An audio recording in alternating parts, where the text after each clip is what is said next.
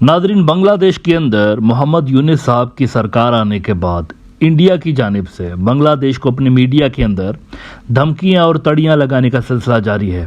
इनमें से कुछ धमकियां और तड़ियां तो बीजेपी की सरकार खुद फरमाइशी प्रोग्राम के जरिए लगवा रही होती है। यानी कभी कभी ऐसा होता है कि कुछ चीज़ें आपको कहलवानी होती हैं दूसरे मुल्क को, लेकिन आप वो डायरेक्टली थ्रू डिप्लोमेटिक चैनल्स नहीं कहलवाते, अपने मीडिया के अंदर वो शोशा छोड़ देते हैं, डाल देते हैं मीडिया के अंदर, ताकि उस मुल्क तक मैसेज पहुंच जाए।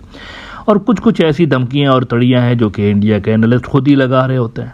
अब ऐसी ही एक लावारिस किस्म की धमकी या लावारिस किस्म की तड़ी स्वराज्य न्यूज़ आउटलेट के अंदर बांग्लादेश को लगाई गई है। लावारिस तड़ी यानी ये पता नहीं कि इंडिया की जो सरकार है उन्होंने खुद लगवाई है या जो राइटर साहब हैं, एनालिस्ट साहब हैं, वो अपना गुस्सा निकाल रहे हैं खुद ही, मतलब इंडिविजुअल कैपेसिटी में, ये क्लियर नहीं है। लेकिन नेवरदलेस उसके अंदर जो लैंग्वेज इस्तेमाल की गई है वो बड़ी ही अजीब व गरीब किस्म की लैंग्वेज है। इसको पढ़कर यूं लगा कि जैसे राइटर के दिमाग में ये खन्नास बैठा हुआ है कि साउथ एशिया के अंदर एक ही मुल्क है, बस इंडिया, और बाकी सारे उसके नौकर हैं, सारे उसके मज़ारिये हैं, सारे उसके चेले हैं। यानी गुरु और चेले वाला सिस्टम कि गुरु जी जो भी बोलेंगे चेलों ने मानना है। पढ़ के ये वाला आर्टिकल इनका यूं लगा कि ये कुछ ऐसा इंप्रेशन देने की कोशिश कर रहे हैं। ये लिखा है जी जयदीप मजमूदार साहब ने। कहते हैं कि India must draw clear red lines for the new regime in Bangladesh. Dhaka can count on India's help but only if it keeps India's interest in mind and behaves as a friend rather than an adversary. यानी कि red line draw करनी चाहिए, बांग्लादेश को बताने चाहिए कि देखो तुम्हारी मर्जी जो कुछ भी करो, लेकिन ये हमारी रेड लाइन है और इसको आपने क्रॉस नहीं करना। अब वो रेड लाइन भी देखें किस तरह की बता रहे हैं। अब पढ़ के मुझे यूं लगा ये रेड लाइन है या डिक्टेशन है। फॉरेन पॉलिसी के ऊपर भी डिक्टेशन और डिफेंस पॉलिसी के ऊपर भी डिक्टेशन, सारी जगहों पे डिक्टेशन कि आपने ये भी नहीं करना, वो भी नहीं करना, क्योंकि हमें पसंद नहीं है, हमें पसंद नहीं है इसलिए आप मत करिए। आपके नेशनल इंटरेस्ट में जो कुछ भी हो आपने नहीं करना, हमारे नेशनल इंटरेस्ट में जो कुछ है आपने वही करना है। कहते हैं कि while New Delhi has firmly handled the issue of attacks on Hindus in Bangladesh and told Dhaka in no uncertain terms that such attacks are unacceptable, it must now draw clear red lines to the neighbors who have started feeling adventurous.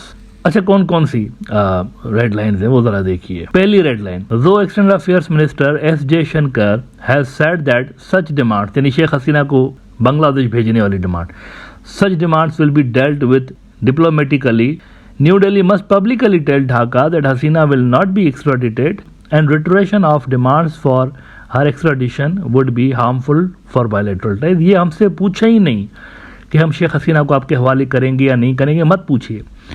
अब इसमें देखिए वो शहरी किसकी है, बांग्लादेश की, वहाँ से भागी हुई हैं, उनके ऊपर बहुत सारे केसेस पड़े हुए हैं और ये कह रहे हैं ये हमारे पास रहेंगी। आप अगर हमसे अपने वांटेड शहरी का आप पूछेंगे कि ये हमारे हवाले करें तो रेड लाइन क्रॉस करेंगे आप। ये रेड लाइन है इनके लिए, सो कॉल्ड रेड लाइन है। पहले से ही माइंड बना के बैठे हुए हैं कि उनके ऊपर जो केसेस हैं वो पॉलिटिकली मोटिवेटेड है। It is clear that the charges of murder, mass killings and genocide being leveled against Hasina are unjust and she won't face a fair trial if she is extradited to Bangladesh। भाई अभी तक आपके साथ तो उन्होंने कोई लेन then he नहीं की प्रूफ की, पहले से ही कैसे आप कह रहे हैं इट इज क्लियर। आपने सबूत भी नहीं देखे, बांग्लादेश ने अभी तक शेयर नहीं किए, ना आपने सबूत देखे, ना उन्होंने कोई डॉक्यूमेंटेशन अभी तक शेयर किया आपके साथ। पहले से ही माइंड बना लिया कि इट इज क्लियर, ये केसेस जो है ना वो अनजस्ट है। कैसे क्लियर हो गया आपको? जरा हौसला रखें, ठंडा पानी पीजिए, हौसला रखिए। आपके साथ जो अभी प्रूफ शेयर करने वाले हैं ना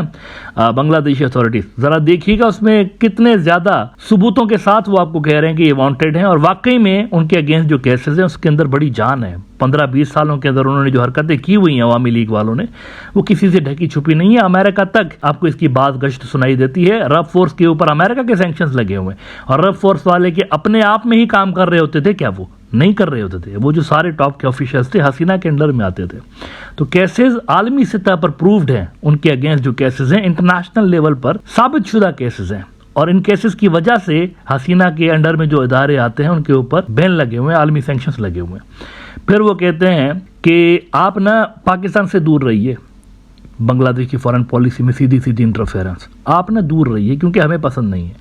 कहते हैं many including BNP Jamaat leaders, Islamist and even student leaders who are actually a front for Islamists have started establishing contacts with Islamabad and are speaking of allowing Pakistan a free hand to create trouble in northeast India from Bangladesh.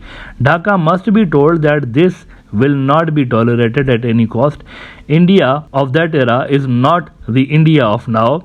The country has developed robust capabilities to neutralize threats from across the border. अच्छा, ये बात सही है कि उस ज़माने का India और आज के इंडिया में फ़र्क है। आज का इंडिया ज़्यादा वीक है, ज़्यादा आइसोलेटेड है और ज़्यादा कमज़ोर है। वो अकेले इंसर्जेंसी को काबू नहीं कर पाता और मणिपुर की ऑनगोइंग जो इंसर्जेंसी है उसका सबसे बड़ा प्रूफ है। लेकिन ये जो बात उन्होंने की है कि पाकिस्तान हमें पसंद नहीं है तो आप पाकिस्तान से दूर रहें, ये डायरेक्ट इंटरफेरेंस है बांग्लादेश के फॉरेन अफेयर्स के अंदर। उसके बाद एक बहुत बड़ी अजीब सी उन्होंने फरमाइश कर दी है। वो कहते हैं ये जो सार्क को आप रिवाइव कर रहे हैं ये भी हमें पसंद नहीं है, मत करिए सार्क को रिवाइव। यानी मुझे समझ में नहीं आ रहा कि इंडिया के जो एक्सपर्ट्स हैं उनके जहन में ये बात क्यों नहीं बैठती कि साउथ एशिया के अंदर सिर्फ एक इंडिया नहीं है, बाकी भी मुल्क हैं और बाकी मुल्क इक्वली इंपॉर्टेंट हैं और सॉवरन मुल्क हैं। उनकी मर्जी, वो जैसी फॉरेन पॉलिसी बनाना चाहें उनकी मर्जी है। अगर वो आपको नहीं टोकते तो आपको भी उनको नहीं टोकना चाहिए। इक्वलिटी की बुनियाद पर ट्रीट करें। यूनुस साहब 2-3 मरतबा कह चुके हैं फेयरनेस चाहिए आपके और हमारे टाइज के अंदर फेयरनेस चाहिए। कितनी मरतबा कह चुका है प्रोफेसर यूनुस साहब, कितनी बार कह चुके हैं। तो आप समझिए उनकी बात को।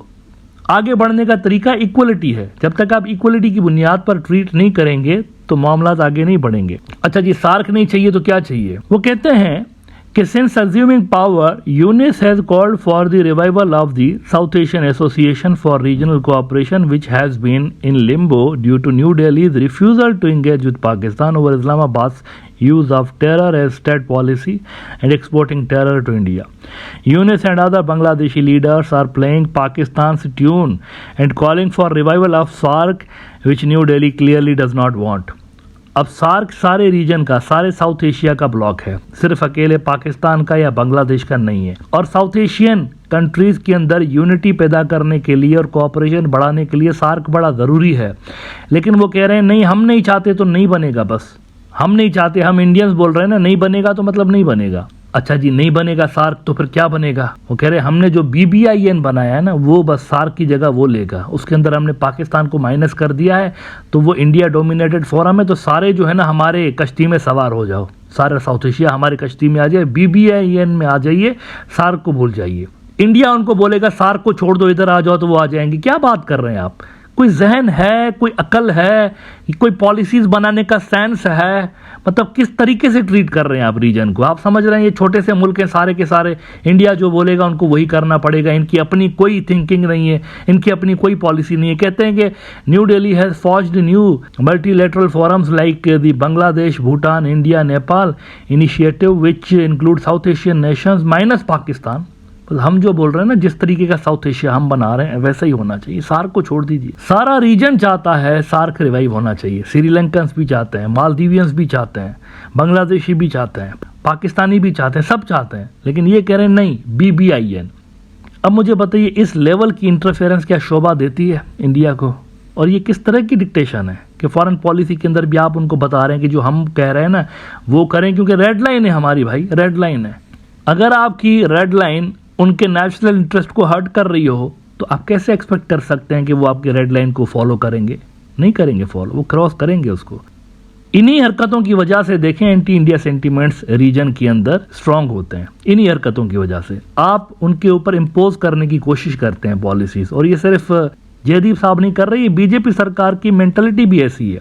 उन्होंने इसी तरह से फॉरेन पॉलिसी शुरू से लेकर बनाई हुई है, जब से आए हुए हैं 2014 से लेके। वो कहते हैं जो हम बोलते हैं वही मानो, और उस चक्कर में देखे क्या हो गया, इंडिया आइसोलेट हो गया। सारे मुल्क उनके जोन ऑफ इन्फ्लुएंस से निकल चुके हैं। इकलौता ये बांग्लादेश बचा हुआ था, वो भी चला गया। शेख हसीना साहिबा जबरदस्त हो गई। सो आई थिंक ये जो सुझाव दे रहे हैं ना, ये काउंटर प्रोडक्टिव है, इस पर नज़रसानी करें वो। और इक्वलिटी की बुनियाद पर जब तक आप मुल्कों को ट्रीट नहीं करेंगे, आप ऐसे ही आइसोलेट रहेंगे रीजन के अंदर।